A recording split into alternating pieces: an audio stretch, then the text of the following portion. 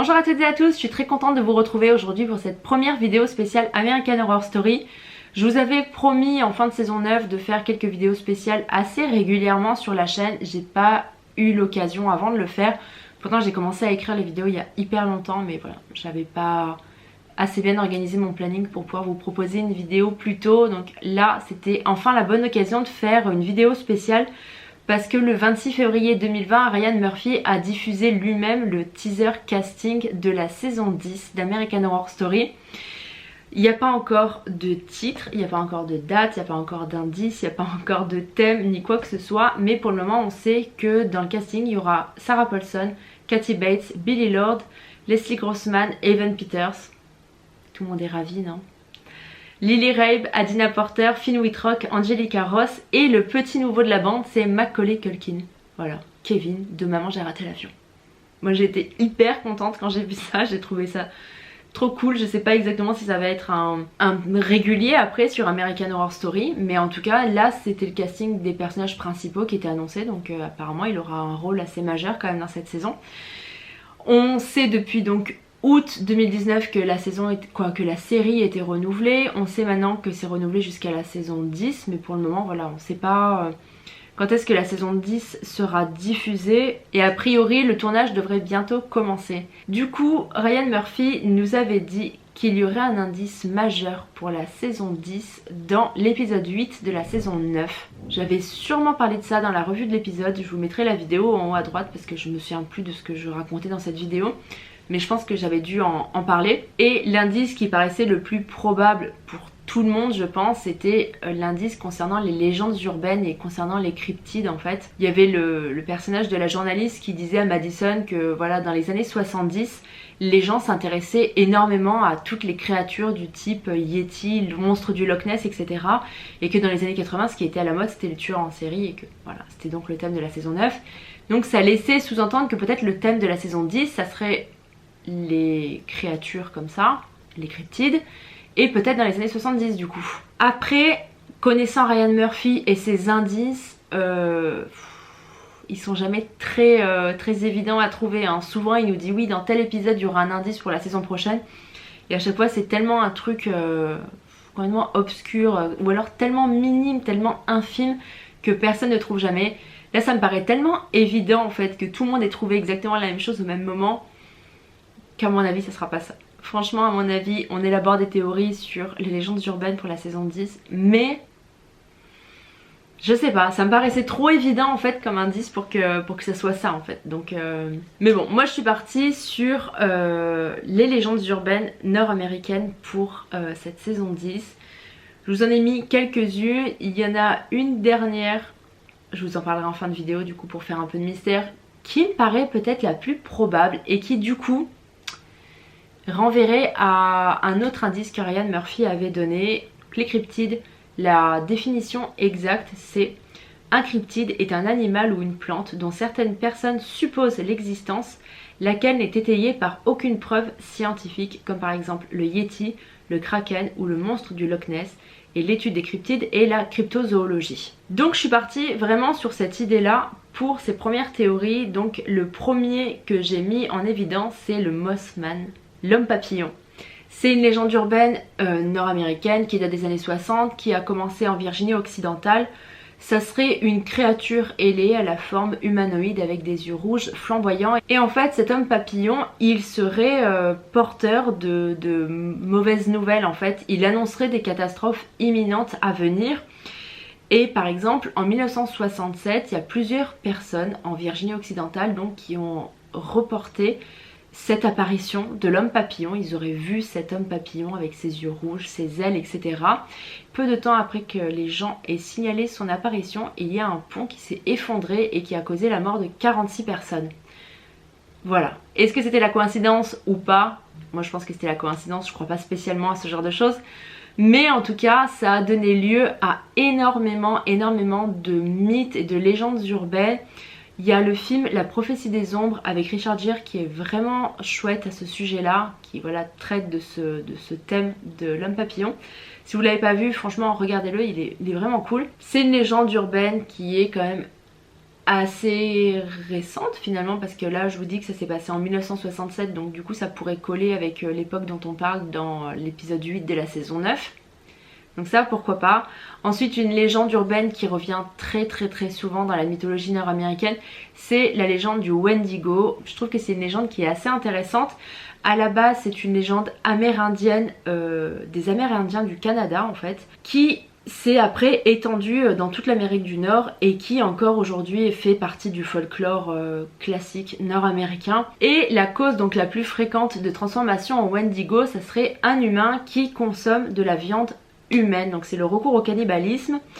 Et voilà, la légende voudrait que des chasseurs qui se seraient perdus dans les bois en fait auraient commencé à être frappés de famine et du coup se seraient dévorés entre eux pour essayer de survivre et ils se seraient donc transformés en Wendigo. C'est une légende que je trouve hyper intéressante parce que voilà, comme ça renvoie à quelque chose qui est un tabou, quelque chose qui est hyper malsain, hyper dérangeant, qui a pu arriver, je veux dire les gens perdus en montagne ou quoi que ce soit qui en ont mangé d'autres, vous regardez le film Les Survivants, c'est une histoire vraie, c'est arrivé. Ça pourrait être le cas dans cette nouvelle saison par exemple, on pourrait très bien avoir un groupe de gens qui se retrouvent isolés, je sais pas, sur une île ou dans une forêt ou dans un paysage vraiment hostile, qui seraient entre eux, qui essaieraient de trouver des moyens de survivre et qui au final seraient obligés de consommer de la viande humaine et qui se transformeraient en Wendigo ou qui en tout cas auraient l'impression de se transformer en Wendigo. Ça pourrait être un truc hyper psychologique, franchement ça pourrait être cool. J'aime bien cette idée là en tout cas. Après j'avais noté aussi le Bigfoot, il n'y a pas de période précise parce qu'en fait il y a des légendes amérindiennes qui en parlaient déjà. C'est une légende qui après a été rapportée par les colons européens, donc qui s'est diffusée un petit peu partout. Voilà. Autant il y a des légendes qui sont vraiment propres aux États-Unis, à l'Amérique du Nord, etc. Autant après il y a des légendes qui se sont répandues un petit peu partout. Concernant le Bigfoot, c'est une créature humanoïde qui ressemble à un singe géant. Il est velu, il est pourvu de grandes mains et de grands pieds. Il est aussi appelé le Sasquatch dans certaines régions d'Amérique du Nord. Et il vivrait dans les grandes étendues montagneuses des États-Unis comme les Rocheuses ou les Appalaches. Il y a des centaines et des centaines de preuves vidéos, photos, etc. que le Bigfoot existe. Personnellement, je n'y crois absolument pas. Je me dis quand même, depuis le temps, avec la technologie qu'on a, je pense qu'on l'aurait vu. Voilà, surtout qu'il vit dans les bois, c'est pas complètement caché ni quoi que ce soit. C'est une légende hyper courante, hyper répandue, qu'on connaît depuis super longtemps. Est-ce qu'il pourrait en faire quelque chose? Je sais pas après si ça tiendrait sur toute une saison. Donc c'est pour ça que je pense qu'il pourrait peut-être y avoir plusieurs créatures dans la même saison. Il y a aussi la légende du diable de Jersey qui est une légende qui date de 1735. Le diable de Jersey est un cryptide censé habiter dans les forêts du sud du New Jersey aux États-Unis. Il est généralement décrit comme une créature bipède avec des sabots, mais on le décrit également comme étant une créature au corps reptilien avec la tête d'une chèvre ou d'un cheval, des ailes de chauve-souris, des cornes, des petites pattes avant griffues et des sabots fendus et une queue fourchue. Lui il a fait un combo quoi. Ça c'est pareil, c'est une créature qu'on a soi-disant vu depuis des années et des années aux États-Unis. Il y a plein de gens qui rapportent avoir vu le diable du Jersey pendant qu'ils se promenaient en forêt. Et ensuite j'ai trouvé le démon de Dover qui est une légende qui date des années 70 dans le Massachusetts. Ça serait une petite créature à la tête ovale, aux grands yeux et aux très longs doigts. Et là attention parce que c'est une créature qui aurait été vue par plusieurs adolescents pendant qu'ils faisaient une soirée. Là par contre je me dis, des adolescents qui font une soirée dans les années 70, vu la consommation de drogue etc, ils ont dû avoir une hallucination collective parce qu'il n'y a pas d'autres rapports spécifiques à propos du démon du Dover. Mais bon, après vous savez c'est le genre de choses où parfois il y a une personne qui le rapporte et du coup il y a plein de gens qui vont se dire ah mais oui mais moi aussi je me souviens une fois j'avais vu un petit démon avec une tête de chèvre qui courait dans la forêt à côté de chez moi. Voilà, ça fait partie du folklore en fait, c'est ça. Après c'est qu'il y a une personne qui en parle et la légende se propage, les gens arrangent à leur sauce etc. Ça fait partie du folklore j'imagine de certains états, de certaines villes, de dire voilà on est la ville où il y a eu telle créature qui est soi-disant apparue. Ensuite je pensais également aux extraterrestres parce que Ryan Murphy avait dit qu'il aimerait bien faire une nouvelle saison avec les aliens, parce que les aliens on les voit dans la saison 2 d'American Horror Story. En parallèle à l'histoire de l'asile, il y avait donc toute l'histoire de Kit qui se faisait enlever par les extraterrestres avec sa femme et du bébé extraterrestre, etc. Et Ryan Murphy avait dit que même si cette histoire d'extraterrestre n'avait pas plu au public, lui il avait envie de réexploiter ce thème là, il trouvait que c'était un sujet qui était intéressant, qui lui avait plu, et que voilà, même si ça n'avait pas plu majoritairement au public, bah, lui ça l'intéressait de creuser un petit peu ça. Donc je me suis dit pourquoi pas repartir sur des histoires comme ça. En plus dans les années 60-70 c'était quand même assez courant, je pense, ces histoires d'extraterrestres, voilà, les histoires de Roswell, etc. Et cette histoire d'extraterrestres, ça m'a également fait penser à une légende urbaine, parce que c'est pas avéré en fait, une espèce de fantasme collectif. Ça m'a fait penser à ça, qui pourrait du coup être lié aux aliens. C'est l'histoire du triangle des Bermudes, qui alimente énormément de fantasmes depuis des années et des années et des années. Et du coup ça serait assez cohérent peut-être avec le teaser que Ryan Murphy a diffusé pour le casting, où on voit voilà ce bord de plage comme ça avec des petites vaguelettes, etc. On pourrait s'imaginer très bien peut-être des personnages échoués sur une île ou sur une plage. Le triangle des Bermudes, ça se situe environ entre la Floride, Porto Rico et les îles sur le côté. Et voilà, ça alimente des tas de rumeurs parce que soi-disant il y aurait des tas d'accidents qui se seraient passés là-bas, les avions perdraient le contrôle et tomberaient dans l'océan. Des bateaux seraient portés disparus, ou alors seraient complètement éventrés en passant par là, etc. Et il y a beaucoup de gens qui pensent qu'en fait le triangle des Bermudes est aussi particulier et attire autant les catastrophes, parce que sous le triangle des Bermudes il y aurait une base extraterrestre en fait. Ça serait ça qui du coup déréglerait les appareils de contrôle des avions. Donc du coup ça mélangerait deux thèmes en fait, ça mélangerait les légendes urbaines, les aliens, tout ce genre de mythes, ça se rejoint. Alors est-ce qu'on pourrait pas avoir par exemple une histoire avec un bateau de croisière qui partirait faire le tour voilà, de la Floride ou de Porto Rico, ou voilà, ou qui se baladerait dans l'océan Atlantique et qui arriverait au niveau du triangle des Bermudes et qui subirait des dégâts, qui aurait un accident et les gens se retrouveraient isolés quelque part, soit sur une plage, soit sur une île, soit même isolés sur le bateau de croisière. Ça pourrait être quelque chose d'assez sympa, parce que du coup ça pourrait faire un huis clos, mêler l'horreur psychologique, mêler les légendes urbaines, etc. J'aime beaucoup cette théorie du triangle des Bermudes. Je pense qu'il y a moyen de faire pas mal de choses.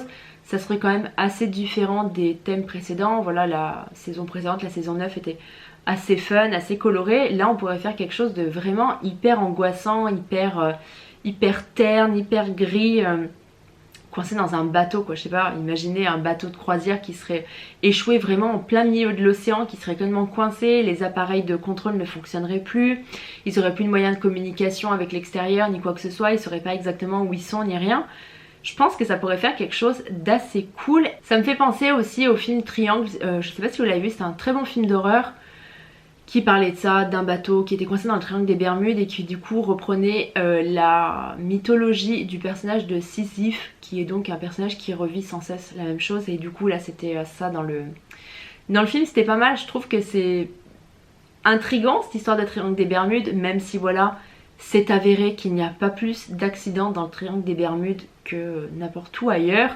C'est vraiment un mythe, c'est vraiment une rumeur, c'est vraiment une espèce de fantasme collectif. Dites-moi dans les commentaires si vous avez des théories concernant la saison 10 d'American Horror Story. Qu'est-ce que vous aimeriez voir dans cette nouvelle saison? Dites-moi franchement toutes vos théories, vos suppositions pour cette nouvelle saison. Moi je suis hyper friande de ça en fait, c'est de chercher à savoir ce qui va se passer dans la saison. Même si je crois que je suis jamais tombée juste. Je crois que ça m'est jamais arrivé de trouver l'indice et de tomber juste. Donc écoutez, on croise les doigts pour la saison 10. Mais j'en ai aucune idée. Mais franchement voilà, dites-moi toutes vos idées, toutes vos théories et tout. Je suis hyper curieuse de vous lire. J'ai hyper hâte de savoir ce que vous en pensez. Dites-moi aussi si vous avez, comme moi, trop hâte de voir la saison 10 d'American Horror Story. Ça sera sûrement en octobre j'imagine. Il y a certaines personnes qui disent que ça pourrait être beaucoup plus tôt que d'habitude cette année. Je sais pas pourquoi, mais j'ai entendu dire que ça pourrait être cet été, que ça sortirait. Je n'en ai aucune idée. Dès que j'ai des infos, de toute façon je vous le dis en général sur Twitter. Dès qu'il y a des trucs sur American Horror Story, je les retweet, je les repartage, etc. Donc voilà, dites-moi tout dans les commentaires. Si la vidéo vous a plu, n'hésitez pas à me laisser un petit pouce en l'air pour m'encourager. N'hésitez pas à vous abonner à la chaîne également si ce n'est pas encore fait. Je poste une vidéo tous les vendredis à 18 h. Et en attendant, vous pouvez me retrouver sur Facebook, sur Twitter, sur Instagram, sur YouTube. Et je vous dis à bientôt pour une prochaine vidéo. Salut!